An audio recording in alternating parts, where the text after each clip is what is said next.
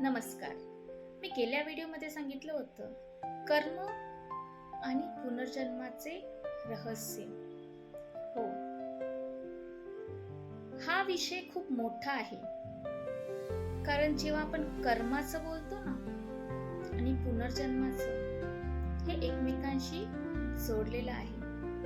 आपल्या जीवनात येणारी प्रत्येक व्यक्ती जी आपल्याला भेटते, तात्पुरती स्वरूपात असू दे या कायम स्वरूपातील असू दे, प्रत्येक गोष्ट घडण्यामागं कारण असतं. एखाद्या व्यक्तीने आपल्याला धोका दिला, एखाद्या व्यक्तीने आपले पैसे बुडवले, त्याच्या मागंही कारण आहे. असेल ऋण आपल्या गेल्या जन्माचं, देणं घेणं असतं, देवाणघेवाण असते, ऋण आपलेले असतात. आपले ऋण गेल्या जन्माचे ते फेडावे लागतात याच जन्मामध्ये, आणि ते फेडून घ्यायचे आणि फेडायचे, हे काम परमेश्वर आपल्याकडून करून घेतो.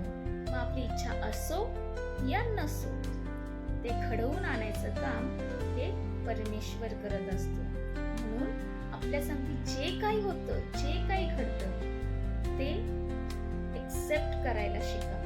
कारण मी म्हणते, देवावर विश्वास ठेवा, सकारात्मक राहा, जे आहे त्याबद्दल कृतज्ञ राहा. मी Savita Jadhav, divine soul guidance. धन्यवाद.